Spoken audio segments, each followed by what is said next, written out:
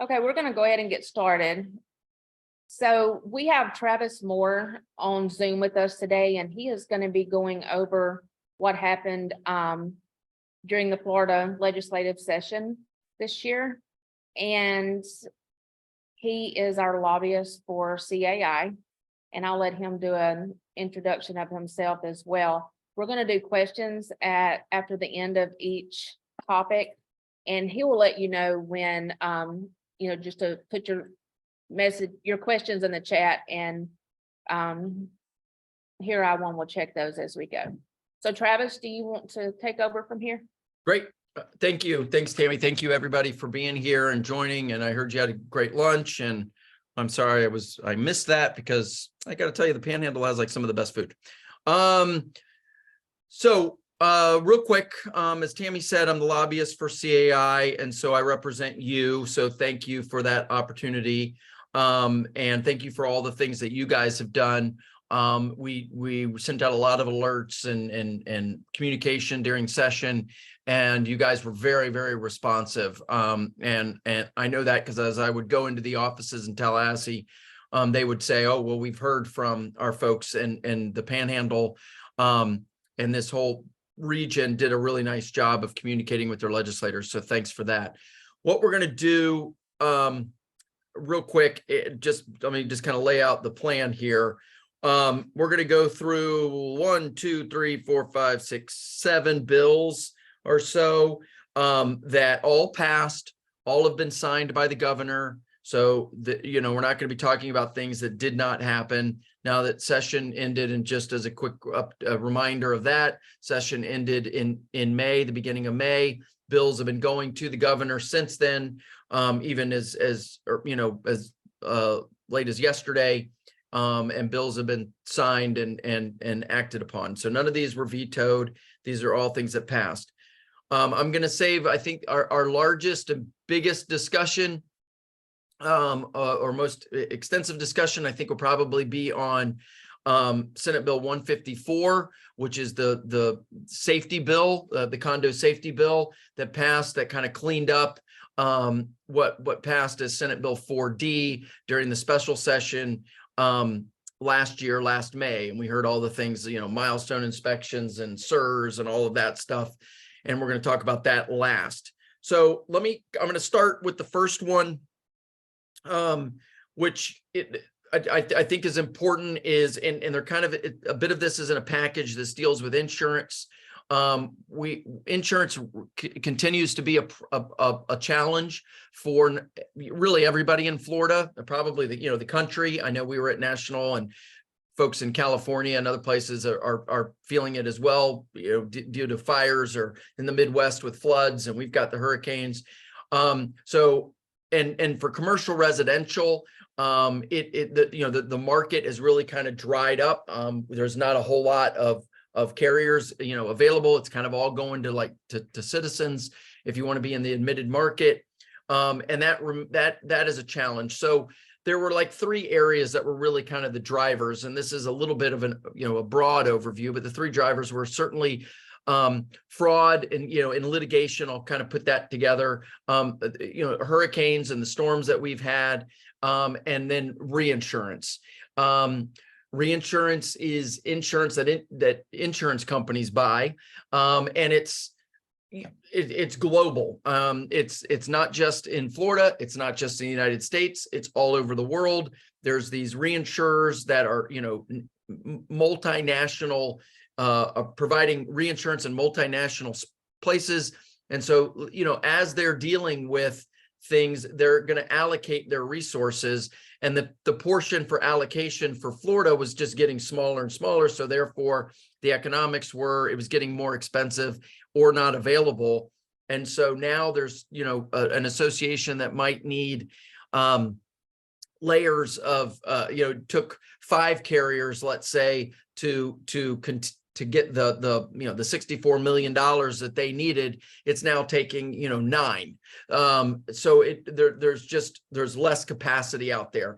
That's something that the state started to kind of try to deal with by offering a reinsurance program. Then there were some carriers that took advantage of that. I think there's going to need to be more of that done. On the fraud in litigation side, they did a lot with that. They passed House Bill 837. We have, the studies that you hear that, Florida has, 7% or so of the claims nationwide, but yet we have 70% of the litigation. We had things that they dealt with on that side. The assignment of benefits is gone. One-way attorney's fees is gone. They did a lot on the litigation side, but that takes 12, 18 months for that to be seen in the rating systems and for carriers to start saying, okay, Florida is a place where we're not going to lose a lot of money. We're going to be able to make some money, or we're going to certainly not lose. So we'll come back, or we'll expand there. That I think we will see happen. But I also feel like they went initially with 837, they went a little too far. It's a balance. And I think, yes, we need availability and affordability of coverage, but we also want there to be coverage available when you need it. And when a storm hits. I was joking. I was like, I could open up an insurance company. There's going to be all kinds of insurance companies in the state of Florida because nobody's going to ever have to pay a claim. So then they passed Senate Bill 7052 at the end of session. That was the Insurer Accountability Act, which does a much better job of regulating carriers, regulating the amount of time, that claims can be paid. We had heard, there were stories being told of public adjusters and insurance carriers, their own adjusters, whistleblower type testimony saying, hey, we would put a number on a claim and then it would just get changed. And that's not what I signed that form. That was not what I said was the amount of damage or loss that was due to that association or to that policyholder. So they've made that certainly, illegal and really made it tougher to be doing those kinds of things. And I think that kind of swings that pendulum back a little bit and provide a better balance. And then obviously on those are the two areas which we could do something about. More needs to be done. The storm system, hurricanes, we don't have any control over. Nobody does. So I think that we're going to end up in a situation where more is going to need to be done. It was almost like for the legislature, they're very good at reacting. They're very bad at being proactive. And I think it was one of those things where when the market would almost have had to collapse, which is kind of where we are, before they really took a hard look at some things that needed to be done. And I think we're there, especially for you guys, you get it. We're working, trying to deal with the rental issue. Like Citizens, if you have more than 50% of short-term rentals in your building, they won't touch it. And we're trying to say, look, for wind coverage, that makes no sense. Wind is wind. Wind is going to hit that building, whether there's rentals or not. Maybe for things like liability and other types of coverage, I could kind of maybe understand that. But wind is a structural thing that doesn't discriminate against the type, what's going on in the building. So we're working a lot on wind mitigation credits. And that process is going to start July 1 when this goes into effect. So there's things are being done, but we're going to need to do more on insurance. 919 was a homeowner's bill that only deals with HOAs. So the condo people can just take a break for a moment. This just deals with HOAs, but then when we get to 154, the HOA people don't have to listen. So 919 started off as a bill that was a reaction to the hammocks. If you ever wanted to see just some crazy association stuff, Google the hammocks Miami, fraud, and you're going to see some. It was basically being run like a mafia operation, and it was horrific. The legislator, it was a new guy that was that just was running for election in that area. The Hammocks is the largest HOA in the state, certainly, one of the largest in the country. And it was being just, I mean, these people were running it for just as a cash cow for themselves and using the money at Panera Bread and trips and cars and everything else. So he represented an area that literally 2/3 of his district was that one association made up 2/3 of his district. So he was going to do something, and he made it a very, the centerpiece of his campaign. The whole reason why he wanted to get elected was to clean that all up. It started off as like a 60-page bill that we felt way beyond it. It did impact condos, co-ops, and HOAs as originally drafted. It put, kind of got rid of DBPR's involvement, put it all with the Department of the Florida Department of Law Enforcement, gave them subpoena power, made everything a criminal, criminal penalty.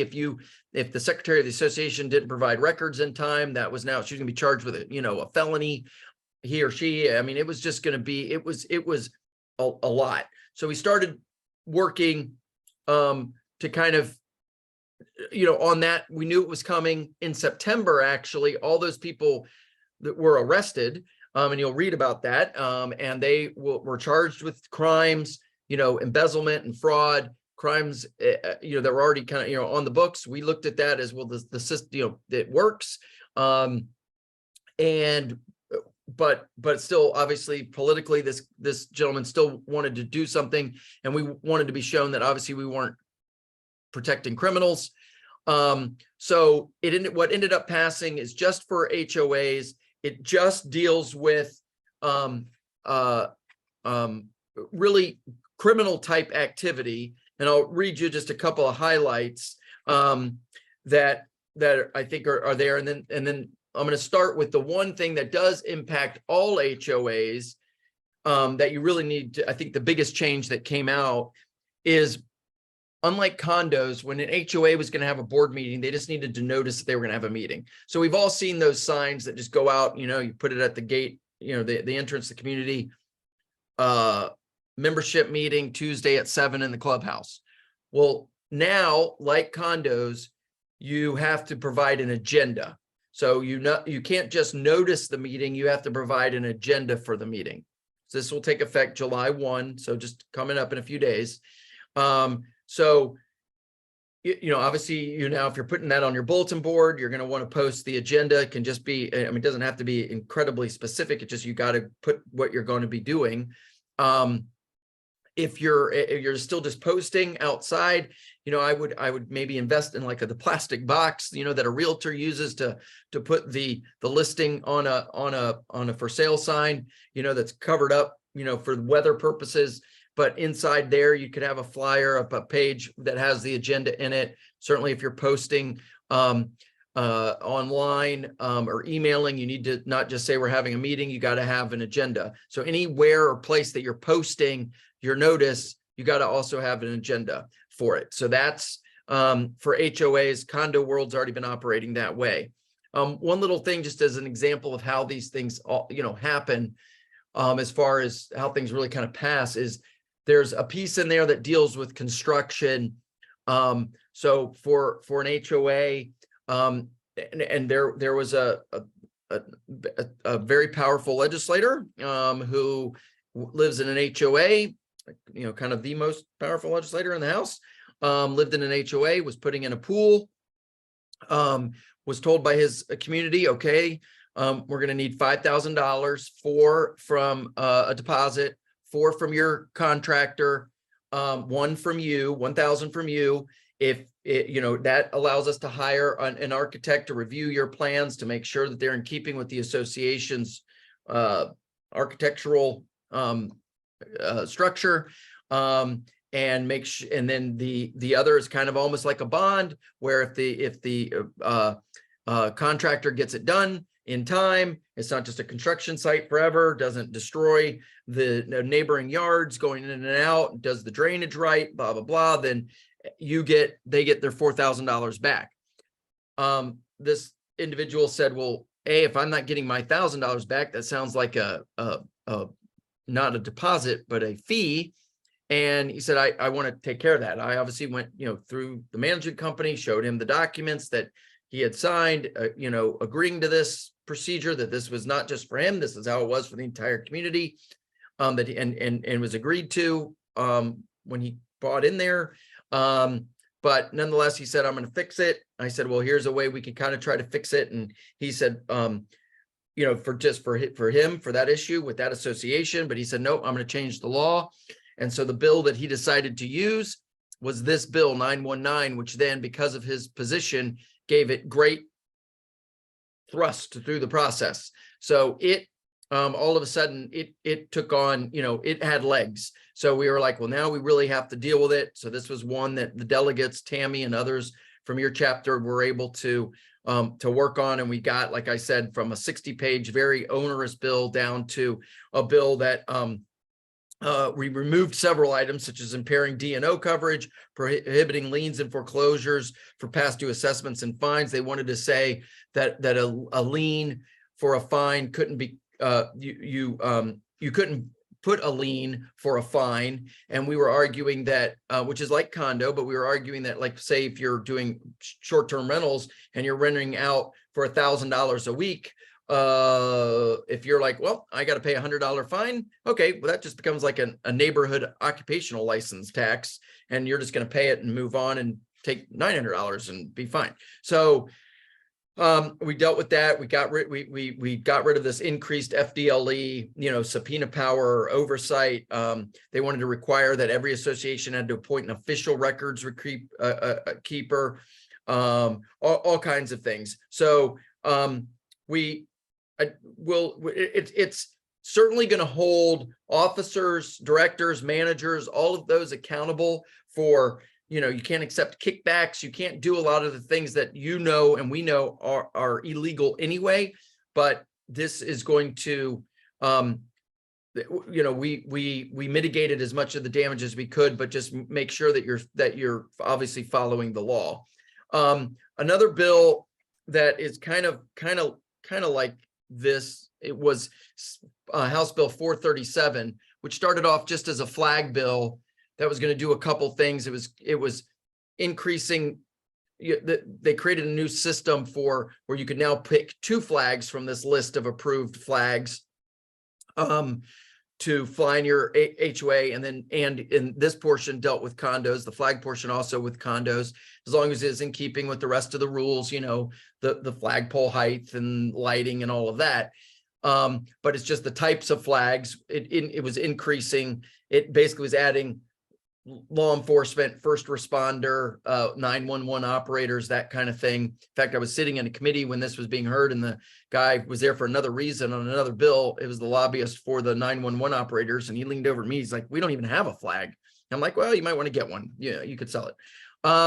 So the flag portion of this was what this started. And then we also added a date. So there's a list of holidays where a flag, an association has to allow somebody to fly their approved flag. And we added Patriot Day, and that's 9/11, not to be confused with Patriots Day.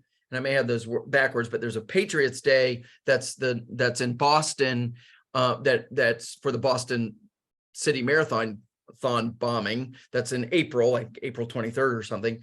But this is for 9/11. That you have to allow, your flag to be flown then.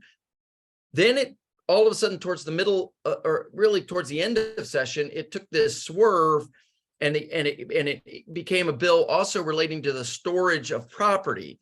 And then this is where we had like some concerns, and we were like, okay, again, trying to explain common interest ownership, and the property rights that go along with that. And I started doing a deeper dive, and I realized that there was a portion in there that dealt with artificial turf. And I just thought that just seems weird that you've got this storage and also artificial turf. So as I looked into it, I found out that the there was a gentleman in a high-end community in a portion of the state that is not yours that had wanted to install artificial turf. He was told by, excuse me, his association can't do that. He said, well, basically he was going to do it anyway. Nobody's gonna be able to see it. So he put it in the backyard. The problem was that created kind of a couple of different problems. One, an environmental problem, but he's on the water. He was directly on the water. And so one problem was just, he was still fertilizing and watering and doing all of this to his bushes and plants that were living, growing things. And then all that stuff was just kind of flowing directly along the, artificial substance and right into the bay. And then more importantly, somebody could see it as they kind of traversed the waterway. Somebody saw it and so turned him in to the association. And then he went immediately, because he was a contributor to he went immediately to his legislators and said, I want to fix this. So they said, all right, and I said, whoa, we can fix the artificial turf problem. And I came up with language that said, it was very narrow. I mean, without saying it, it was basically like this guy's yard. And kind of fixing it with his type of turf and all this. And the legislators that were working on this on his behalf said, nope. The problem with the legislature is, we do things that are very narrow and very tailored, and that this is a bigger issue. This is an issue dealing with what you're allowed to do in your property. And so I said, well, again, common interest ownership and the way this all works is you're giving up some of your property rights that you might have if you were living out in the middle of nowhere, but or in a non-association community, but you're giving those up because the property value is going to be increased, presumably because of the type of aesthetic in your community, without people just storing things. And by the way, you don't even say a boat or ARV. You could have a whole host of things. So they said, nope, we're going to deal with it anyway. And so they did. Now we're going to need to go back and address this, because they have it as parcel, saying that it can't be seen. It's got to be like in the backyard, and it can't be seen by any, adjacent parcel. Well, that means, they were meaning like the neighbor. If the neighbor can see it, that you can't have it. Well, there's a lot of like golf course communities where, well, if I'm across the fairway and I see it over there, am I considered adjacent parcel? I don't know. If maybe there's a pond or a retention pond or a body of water, if I can look across there and I see it, am I considered adjacent? A neighbor on a second floor, if they can look down and they see it. So now you're going to end up with a lot of associations trying to police this thing, and a bunch of association members becoming code enforcement officers. So we're going to have to go in and really tighten that down, if not altogether repeal it, but certainly tighten it down as it relates to adjacent parcels, because it doesn't make any sense.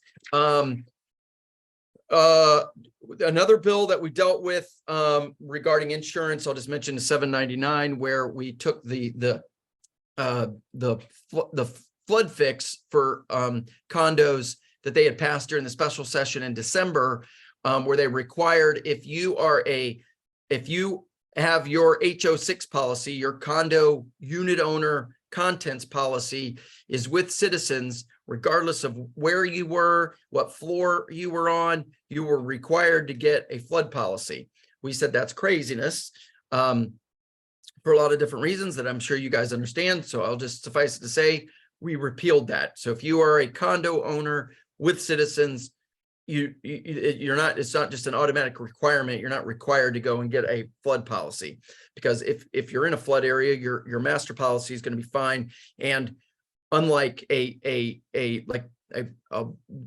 wind type policy that we all know kind of is where your master policy is from, like that, that drywall out. A flood policy actually does provide each unit owner with up to $250,000 of contents coverage for the internal unit.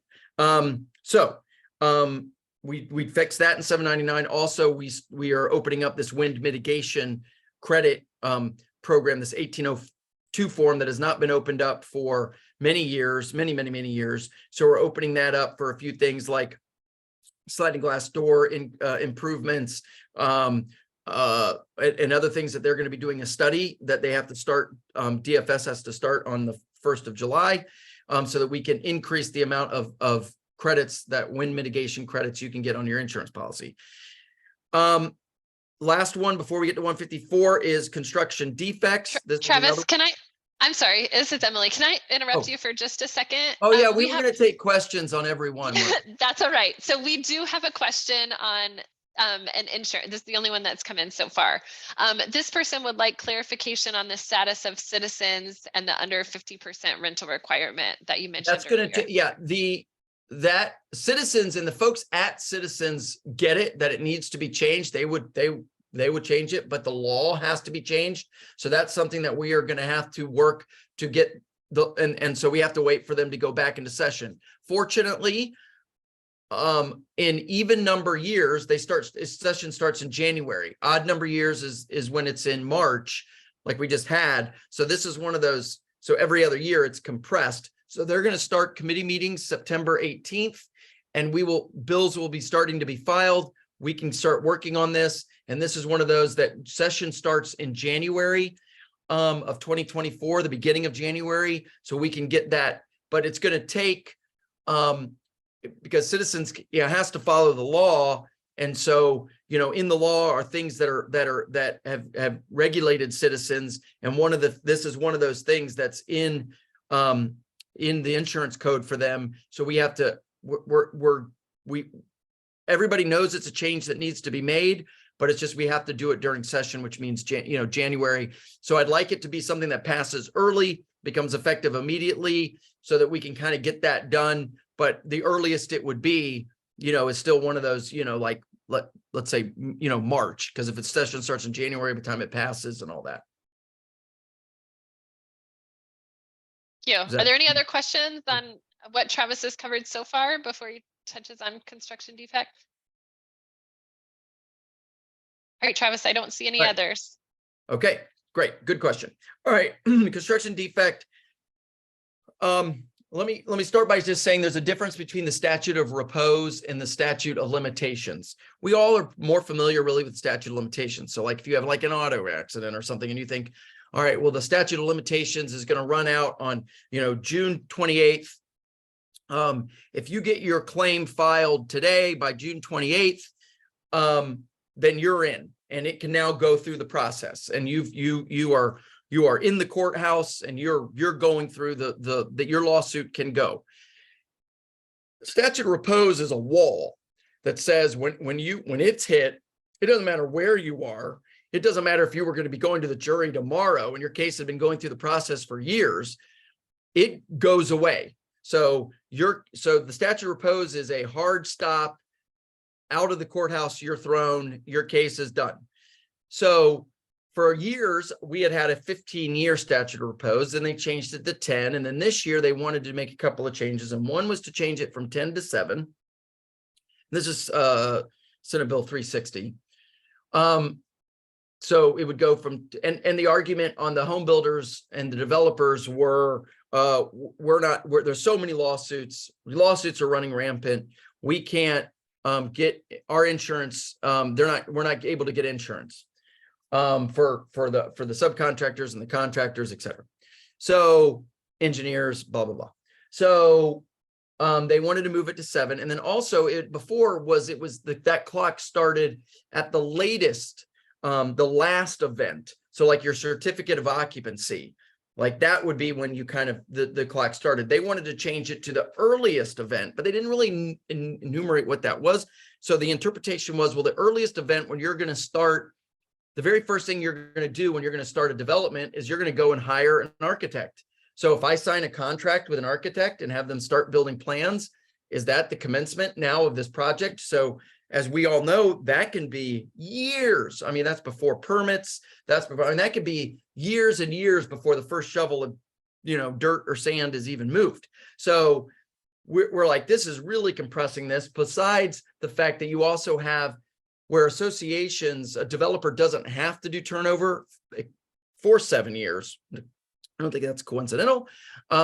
So turnover can start sooner, be triggered sooner than that if you hit 90%, occupancy and 90% of the building's been sold, blah, blah, blah, then it's triggered earlier. But a developer controls the board, they control the process, they control the sales office, they control all the levers. So no case would actually be, you're just not bringing a case and another thing is these are latent defects.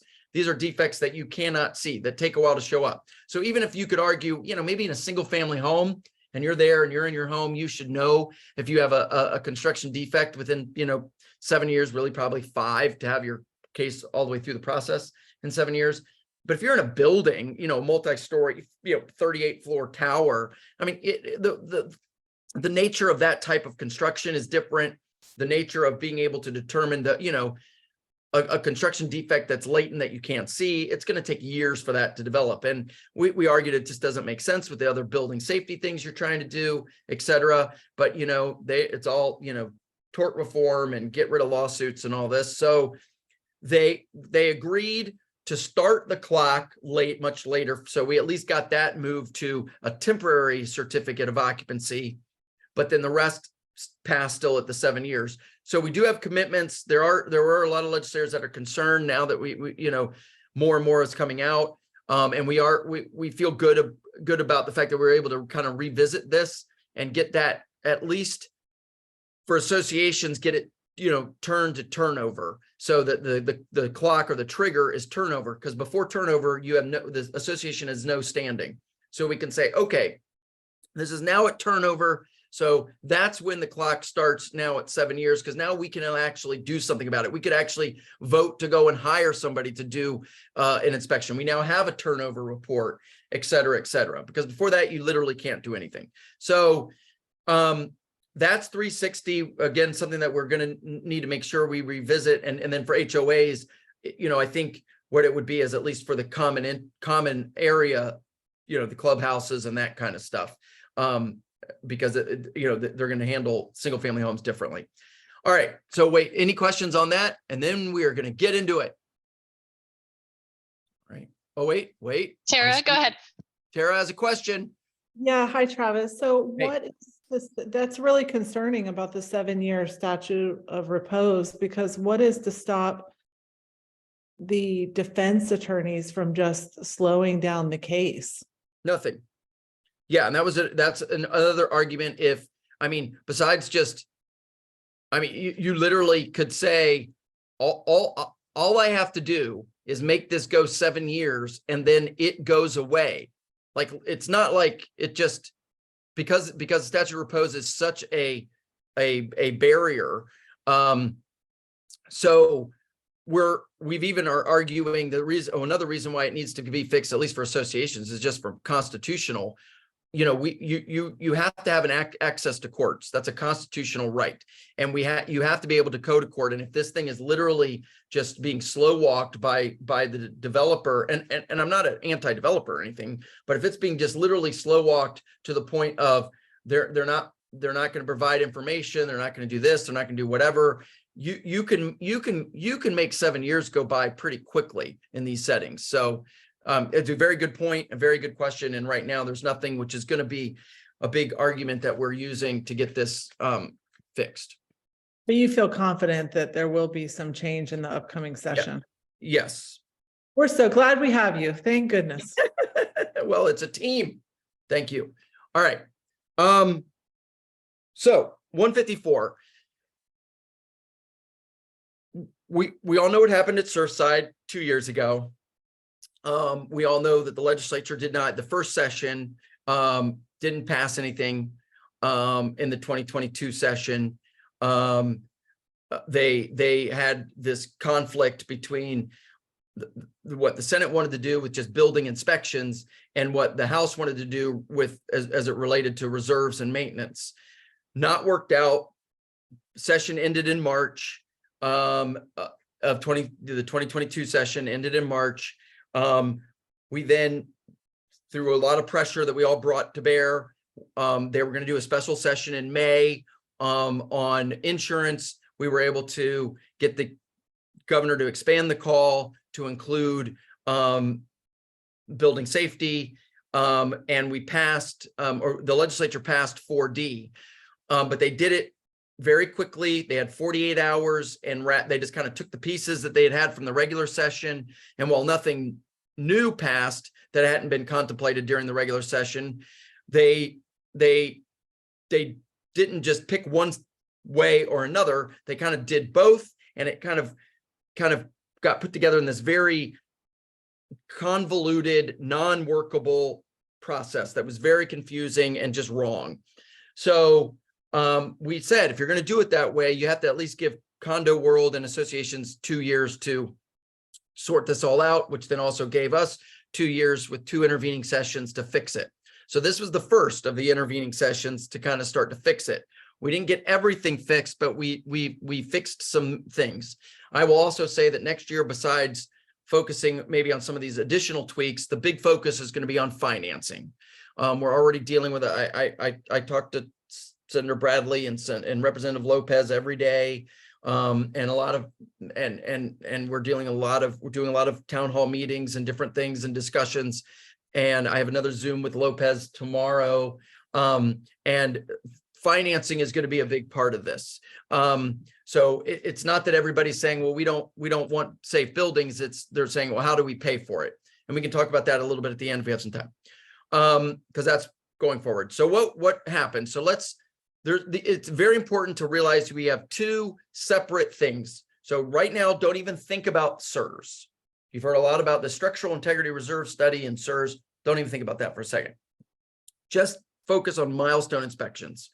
So the first thing is, the milestone inspection was this whole thing. If you're 3 miles from the coast, you have to do this when your building hits 30 years of age. I mean, if you're beyond 3 miles of the coast, you have to do it when your building hits 30. If you're within 3, it's 25, and then every 10 years thereafter. Nobody could figure out what the coastline was. Tampa Bay, for example, was not considered coastline. So like downtown St. Pete, where I live, all along Bayshore in Tampa, multi-million high-rise, buildings, not considered coastal, but yet they're sitting right on, a Tampa Bay, which is salt water, and salt air. So one thing that was then just taken, you do not have to worry anymore about the 3 mile thing. It's just 30 years. And it's when your building hits, becomes 30 years old, you have to do this phase 1 milestone inspection. We'll talk about phase 2 in a second, but let's just assume that your building is fine and you pass it, then you're good. So when your building hits 30, you do your milestone inspection. So that means not everybody's going to have to do this by December 31st, 2024, because not every building is going to be hitting 30 at the same day. So that's different than the SIRS. So SIRS is different. That's going to apply to everybody. So we'll worry about that in a second. So when your building hits 30, the caveat is if your building hits 30 after January 1 of 2022, but before December 31st, 2024. So in that window, because we wanted to give everybody time, so that to know this was coming for them, that window, those people get 1 more year. They have until December 31st, 2025. Again, the reason for that is so that maybe your building hits 30 in November of 2024, and you're like, oh, I got to do a milestone inspection and I have to have it done in 45 days and I can't get anybody out, So if your building turns 30 between January 1 of 2022, when the original bill went into effect, and December 31st, 2024, then you're given 1 more year. Otherwise, it's just if you're only 25 years of age, then you don't have to worry about the milestone inspection December 31st, 2024 deadline. It's when you turn 30. So the other thing is we gave a couple of bits of flexibility to local government. So if you as an association show good cause, which is typically going to be that you have a contract. So you've gone out to an engineering company and you have got a contract, but the engineer says, we can't get out there until February of 2025. Your local building department, let's say the city of Destin, your local building department they have the ability to say, okay, you're going to be fine. We see that we're going to give you your 2 more months. You've done your due diligence. You have a contract. You're not just ignoring this. Then they're allowed to do that. They're also allowed to look 5 years, like a 5-year look back. So for those that ran out and the building fell and they were like, oh my God, we have to get an inspection. If you've had an inspection that is substantially similar to what and the city building department looks at it and says, this is substantially similar to what a phase 1 milestone inspection would be anyway, then you're allowed to use that for up, like I said, as long as it's within 5 years. If you use it, your clock is going to start on the date of that inspection. So if you did an inspection, say in 2022, then your milestone inspection, you're good, but then your next one is going to be due in 10 years. So your next one's going to be done in 2032. It's not when you gave it to the building department and all that.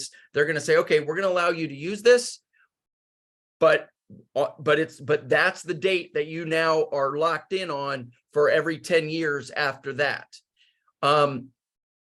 The other thing is you're allowed to use a milestone inspection as part of the local government can allow you to use that as your visual inspection portion of your SERS, because the SERS has both a physical and a financial piece, both of which are very important. And you're going to see in a second, everything's predicated upon that financial roadmap that you're going to set up with your SERS. But if you said, well, I'm doing a milestone, can they come out and do a milestone and a SERS at the same time? I would suggest you do that. I would suggest you use the same people if you can. And there's a few good firms out there, Tara, that do those kinds of things, and are some experts. So I would, but you can use. So you don't have to do it. Okay, you're out here doing my milestone, and now you're going to do my SERS, a visual inspection. Those can be used kind of together. In a nutshell, that's kind of what we did for milestone inspections. Oh, we also expanded the team of professionals that can do them. So in keeping with how engineers operate in the field now. So if you remember the milestone inspection in 4D said it has to be a licensed engineer and architect. So the confusion was, well, does that mean the PE, the professional engineer himself?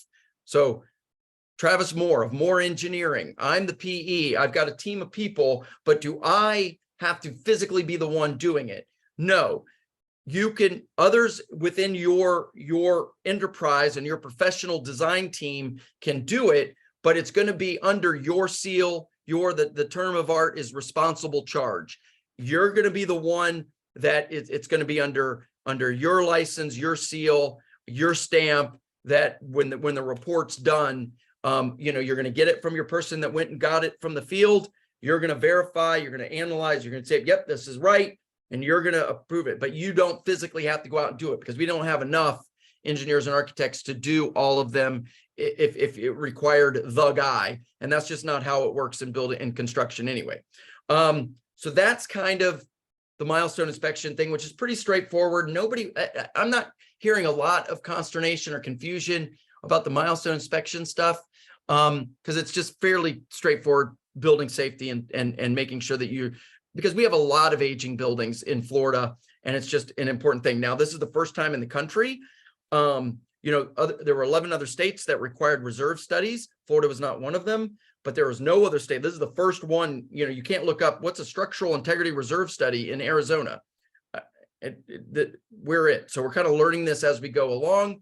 To that end, I will also mention that by December 31st, 2024, the Florida Building Commission that deals with the Florida Building Code and all of that, the engineering arm of this, they are going to be coming up with a uniform form and, you know, kind of definitions and the process. Up till then, because we're all doing this as we go and kind of stepping through this as we go, you're still going to be able to do what you do, and it can still be approved if it's meeting the you know, the steps, and it's not somebody that just said, oh, yep, your building looks fine. These professionals have done it, but after that, so they're not requiring it before because it's not created yet. But after that, there will be a form so that you know, this building next door to that building, the next door to that building, they will all have been inspected in a uniform way. But that's not due until December 31st, 2024. And there's going to be some buildings that, you know, obviously are 30 years that are going to need to have theirs done before that. Let me just stop real quick. Are there any questions on that? We're still in 154. Oh, Tara. Yes. You're muted. You're on mute. It's not as seen in Northwest Florida, but in Miami, it was interesting that you said the 5-year look back, because they have the building recertification. And what is the date of that 5 years of when it starts and stops? Because if you did a 40-year in 2016 or a 30-year, then all of a sudden you have to be getting. No, it's 5 years. Yeah, it's 5 years from when the original bill went into effect, was July 1 of 2022. Okay. And does the local, and they just have to take that recertification that they did, and they have to go to their building official and say, will this? Correct. It's through the bill. Yes, we're providing them. And the reason why we even got them engaged originally in 4D as part of this process is because they're the ones with the ability to condemn a building, to go in and say, and that's happened in Miami, more often than we would have wanted. And when they go in and condemn a building, I mean, you're only given, you know, you're not given weeks or days, you're given hours to just get out. So that's why they're a part of that process. And the same thing they can extend it. So the condominiums down in Fort Myers that are suffering damage from the hurricane, it doesn't make sense. They can also extend it, right? They can extend it, right? If they have shown, if the association is showing, it just is very, it's I won't say vague, but it's open. It provides the local government a lot of flexibility. They have to have shown good cause. You know, typically I would say if you've at least gotten a contract, or you've at least signed a contract with somebody, they're not doing it, but you can't just ignore it and say, look, we don't really want to do this. Can you give us more time? That ain't going to happen. But you're all right, especially in those types of areas. And if God forbid we have, you know, another storm kind of thing this season, you know, then, and people will, we don't want that. Yeah. So, yes, they can extend. We gave them the power, the authority to be flexible and extend. Okay. Good questions. Good questions. All right. So on to the SIRS. So the thing to remember is this doesn't have anything to do with the age of your building. If you are, and I guess I should preface this by saying that this only impacts, both the milestone inspection and the SIRS are for buildings, and we also made it clear it's for residential condos. So if it's a commercial, you know, marina, stacking up boats, whatever, that does not, it's only for residential. We made that clarification, but it's 3 stories and higher, including parking, because we got that a lot.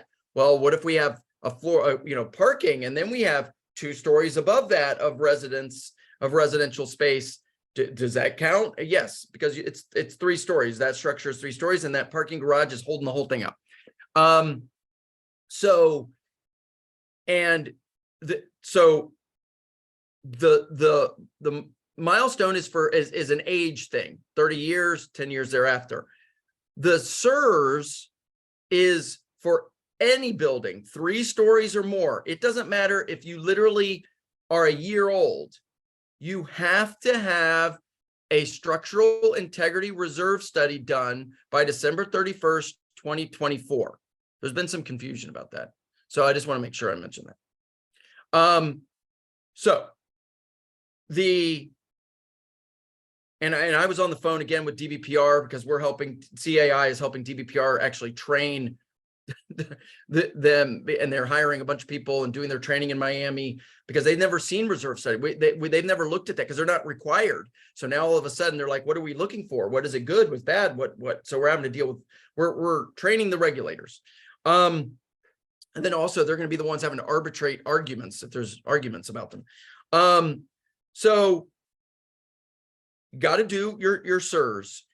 The structural integrity items, we clarified that the budget that's adopted after December 31st, 2024 has to include the funding that we're going to talk about here that's outlined by your SIRS. So for the buildings that are 1 and 2 stories, we made it clear because there was some confusion because of roofs were included in this SIRS list. So we made, and they were like, well, we don't even have to get a SIRS. Does this mean we can't waive, our roof thing? So let me just make it very clear that if you're 1 and 2 stories, you don't have to do milestone, don't have to do SIRS. I would suggest you do it anyway, a reserve study, but that's your business. After December 31st, 2024, you still are required to have reserves for the 4 categories that we've all had to have reserves for: roof, paving, painting, and deferred maintenance, over $10,000. But you can still waive that. So even though roof is considered, well, that's a structural SIRS thing, but if you're 1 and 2 stories, you just have to do the 4. The only change that happened for you, because you can still waive, is that the threshold for that is now gone from just a majority of the members at a quorum to the majority of all unit owners. You have 80 units, a majority, you have to have 41, half plus 1. So now you have a majority of, you could then, do as you always have done, waive or do a reduced amount, a reduced amount of funding. That's again after December 31st, 2024. So really, practically speaking, as we talk about this waive stuff, this is going to impact your 2026 budget, because I don't think any of you are going to be doing your 2025 budget on New Year's Eve. If you're doing your 2025 budget on New Year's Eve, then you probably need to get on another life. So you're going to have already done, your 2025 budget in 2024. So then when you're into 2025 and you're looking for your 2026 budget, let's just say October, November of 2025, that's when, if you're 1 or 2 story, we're now going to do our waive. It takes more of us to do any waiving or reducing. For those of you that are 3 stories and higher, the structural integrity reserve items, those components, cannot be waived after December 31st, 2024. So before then, you can operate like you're operating, but after December 31st, 2024, again, this would really be your 2026 budget. You cannot waive those items. Now, other items you can waive. So if you had a reserve that you had for the lobby project, where you were going to retile the lobby and new furniture and paint and all kinds of stuff, and you were like, you know what? We now have all these other expenses that we think, maybe our roof needs to be done sooner, this, that, and the other thing, whatever. You can waive though. You can do whatever you want with those other reserves, as long as you get a majority of the unit owners to agree with you.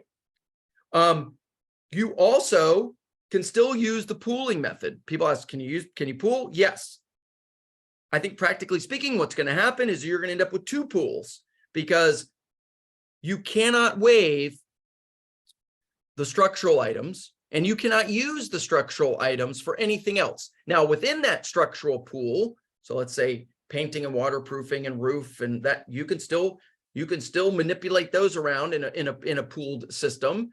You don't have to do the component method. You probably are keeping track of it that way internally, but you cannot you cannot take a structural item and use structural money for a non-structural function. You can't say, you know what, we really could get 2 more years out of our roof and we would really like new pool furniture. Let's go use that money. You cannot do that.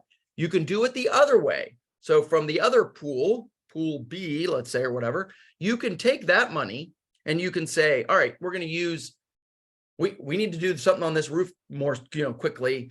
We've got this other money sitting over there that we were going to use for the, whatever, even paving now. You can move that over because paving is not considered one of the structural items. So paving would be over in your second pool. Couple of things that we did with this list. So we got rid of things because, we already talked about 1 and 2 stories and they had the 4 items. The other list ballooned for the structural items and for the 3 and more story people. So we took out things like floor and foundation because you're not reserving to replace that. There's no planned rollout of, you know what, this is the year that we replace floor 5. If you're replacing your floor, you've got other if you're replacing your foundation, you've got much bigger problems. So you don't have to reserve for anything. We actually took those out, but also you don't have to reserve for anything that's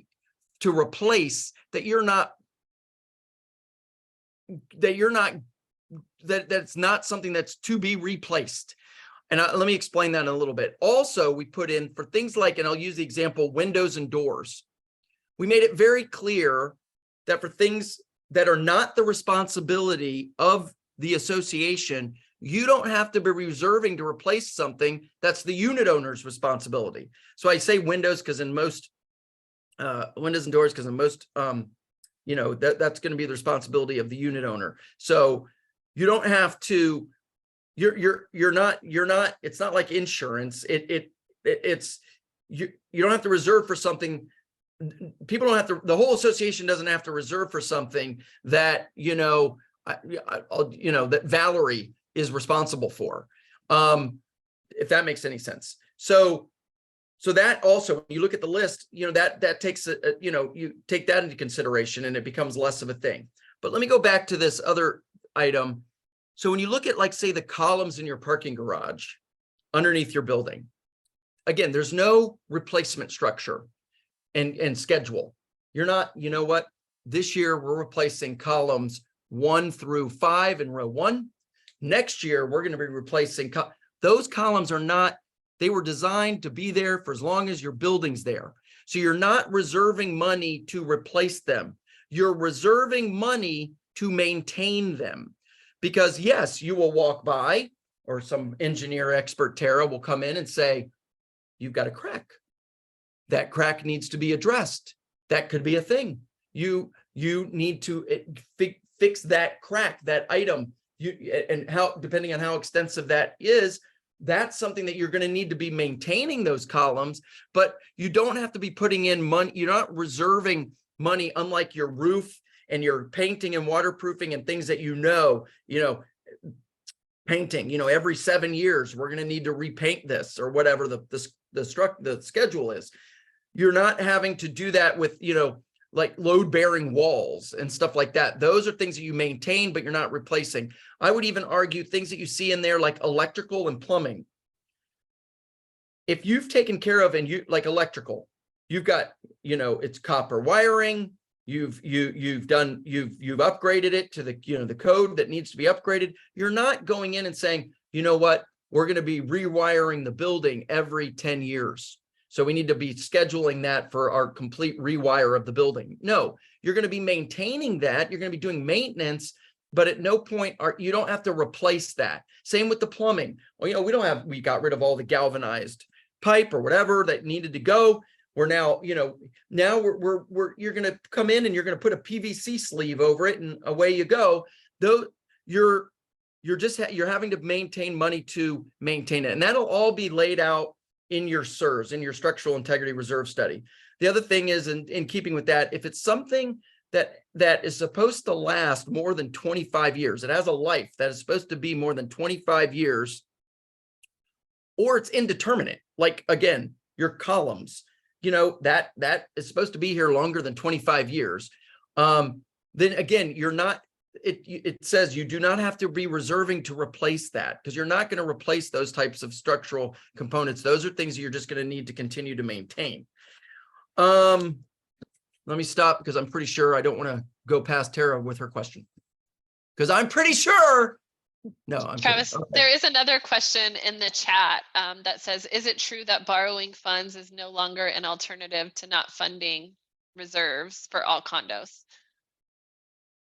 Well, that's an interesting question, because I mean, right now, no, after December, if nothing else changes, and this is kind of what I said at the beginning, that we're looking at funding is kind of the next phase of this, and looking at things like, okay, we have a letter of credit, a line of credit from the bank.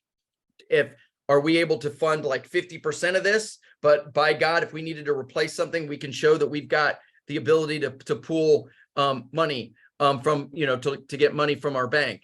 As of right now, that would not be allowed. But this is something that before this takes effect, like next year, that we are working to see. I know the realtors are very concerned about not having these buildings continue to kick the can down the road and saddle future owners with all this, you know, expense. And then there's also the side of things of, you know, if Tara comes in and does a milestone inspection, you know, and she says, you've got a problem and you've got to fix this, or you're not going to, you know, you're not passing phase one. That's not the time when you're going to set up, oh, all right, let's set up a reserve account so that in 10 years we can replace that. You know, if she's saying you got to replace it, then you're having to replace it now, you know, kind of thing. So that's not a reserve item. That's something that you're going to need to go out and get and make sure you have the financing and the funding for. So I mean, yeah, but we're dealing with, I mean, we want to look at the PACE program for funding, just a straight up low interest loans through the state, similar to what they did in Miami-Dade County. And they went through that pot of money very quickly, but those kinds of things, looking at lines of credit, looking at all kinds of, you know, if you have equity, we've talked about the 87-year-old lady that has all kinds of equity in her unit, but she can't write a $40,000 check. Well, are we able to use that equity, even though the bank won't give her a loan because she doesn't have a job, but they know that, you know, that within, you know, there's going to be a transfer of that unit at some point. And when that happens, you know, the money's available. And because quite honestly, associations can lien I mean, they can go all the way to foreclosure if they wanted, if people don't pay. So it's kind of a pretty good guarantee from a guarantor standpoint, from a lending institution. So there's all kinds of things, but to answer that right now, just borrowing money. If you have the money, yes, you can say we have the money for this repair, then you have the money, then that's one thing. But right now they're not allowing for, you know, we could go borrow the money. We haven't yet, but we could. So we don't need to reserve for anything, because if we ever need it, we can go and reserve for it.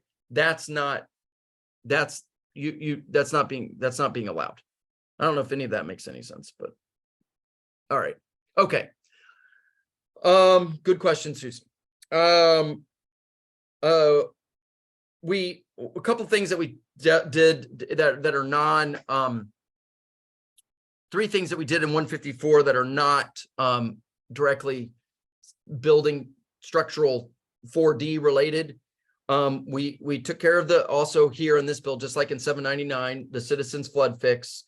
We also, there's that threshold of 115% when your budget, if your budget, you know, is going to go and be 115% of this year's budget, then it's this threshold that's triggered this, you know, activity on the behalf of the board that you now have to do. Well, insurance premiums, the way they are triggering that for everybody. So in the list of things that do not have to be included in that calculation, we just put the words insurance premium. So now that insurance premium can be backed out of that calculation. So when you look at your year-to-year budget to see if it's gone over, is it 115% increase, we can back out our insurance a couple of the other things are there, but we've added insurance because that's what was driving it for everybody. So we took care of that.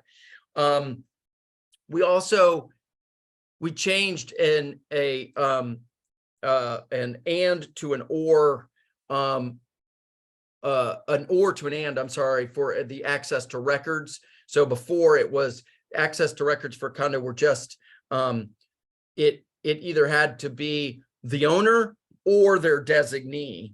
Now it can be the owner and a designee. So that, you know, because to kind of expand to the scope of who could get access to records. And it just makes it to make it more workable for if you're renting out your unit, all of those kinds of things. Now can be it's the owner or their designated representative could also get access. It's not an either or. So he's changed that one word. Okay. I don't even know what time we're supposed to end. What time are we supposed to end? 3 o'clock your time? We don't care. We were interested. Keep going. We didn't put an Wow. end time on there, but we. Okay, I did respectful want to with your mention, time as well. I wanted to mention this radio emergency communication bill real quick. This 1575 was just signed. And we're still analyzing this, and we'll be getting some information out to you, but this was just signed a couple of days ago by the governor. Will take effect July 1. The first thing that has to be done, they're designating this responsibility from like the state fire marshal to the local authority that has jurisdiction, which is an LAHJ. So the LAHJ could be, in some it's a county. It could be like Walton County. In many it's a city that has jurisdiction over how your kind of your fire marshal, your radio communications are handled. Like in Pinellas County, it's the county. So we don't have each city doing like their own 24 municipalities doing their own kind of thing. So the very first thing is that the LAHJ, the local authority having jurisdiction, has to do an assessment. If they do an assessment and they find, even for existing buildings, that your existing building, and then there's some that don't have to do anything at all, lower than 75 feet, which is like 7 floors, blah, blah, blah. There's a list that are just outright exempted.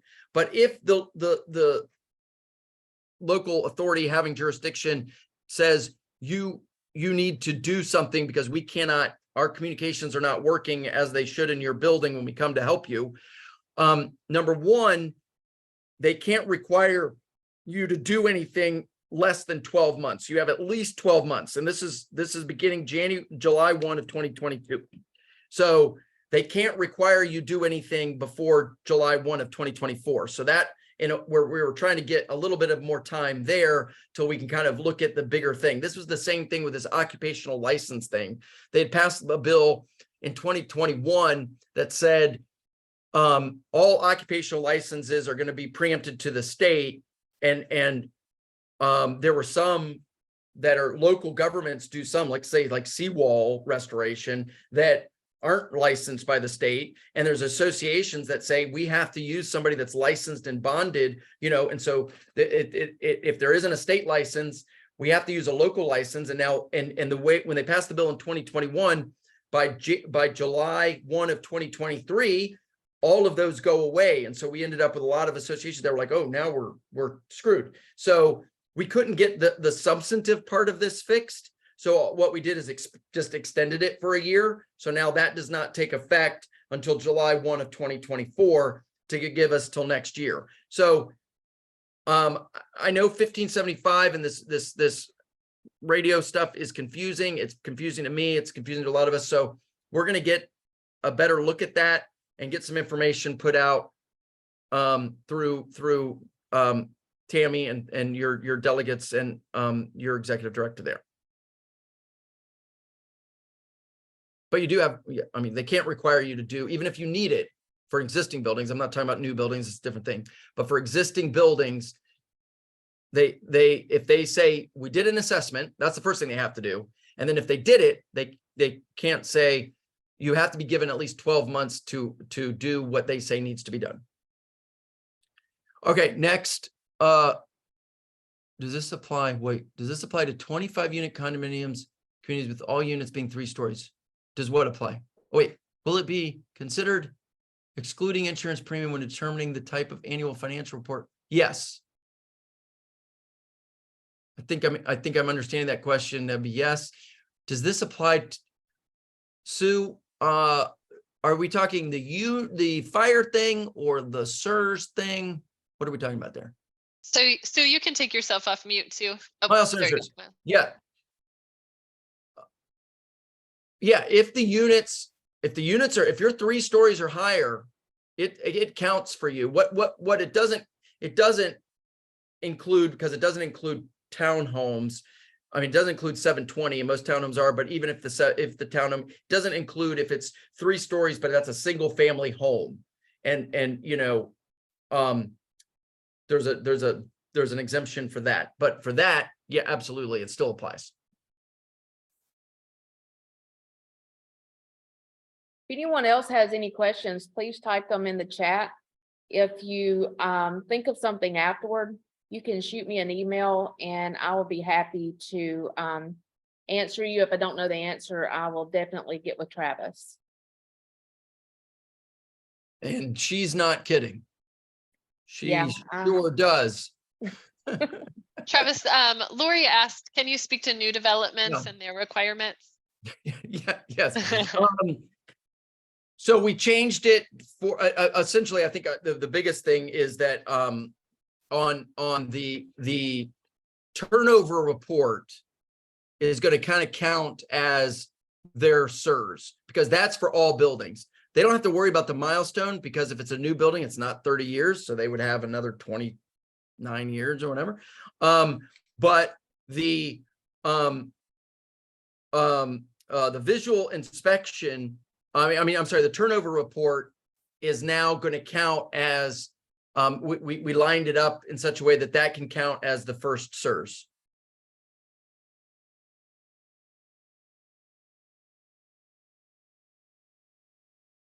Does that make any sense? So in other words, let me put it this way. This will be on the bullet point you would read would say eliminates the need for developers to conduct a SERS prior to turnover. The turnover inspection report will act as a substitute. So they don't have to do 2 things. also, everyone, if you'll look back through the chat, you'll see the link to the summary that CAI did for this year's legislative session. And that is what that is, isn't it, Emily? Yeah. It is, Okay. yes. Okay. All right. You guys, by the way, have a really, really, really good and active chapter. I was impressed by when we had a breakfast there in Tallahassee, because you have an expansive chapter. I mean, you're dealing with multiple time zones and crazy distance. You're not compact. I mean, you look at some of these Suncoast River, it's like a tiny little thing. Southeast Florida and Miami, it's like, a few blocks. But you guys, it was great. We were able to have breakfast together there by the Capitol and do a Zoom option for that. But you guys were very involved. And then I would, like I said at the outset, would hear from your legislators that when we sent out those call to actions, you guys were really, and we can track, who's opening them, and if somebody's done something with it, and you guys were very much on top of that. So thank you. Okay, we haven't had any more questions come in, so I believe this may be it. And but again, thank all of y'all for coming, and if you have any more questions, please let us know. And if no one has anything else, I guess we can go ahead and end. Haley or Emily, is there any announcement or anything you need to say? No, I just appreciate, Travis, you taking the time to meet with us. Thank you so much no, of for course. doing this. No, absolutely. And if there's any more questions or anything, you can feel free to email me. Let me just real quickly give you my email address. Oh, wait, I'll just put it in here. Hold on a second. This is very Awesome. dangerous. And thanks to Emily too for helping jump on. And Tammy, thank you so much for being there as well to get things going and for all you do with the LAC. We're so excited to see y'all on stage receiving that award. That was awesome. That was Travis, good. well, Travis helped accept it for the group, but that was I fantastic. was nothing more than just, added, it's like when the Oscar, when like every producer possible that ever gave a dime for that movie is all going forward. And that was basically, I was just one of those minions. So It was a thank you proud guys. moment. Thank you. All right. Thank you. All right, If thanks. I don't talk to you before. Have a good summer and a good 4th. And then, like I said, session starts early this year. So we'll be tackling this stuff early. All Thank you, right. Travis. Thanks. Bye, All right, everyone. thank you.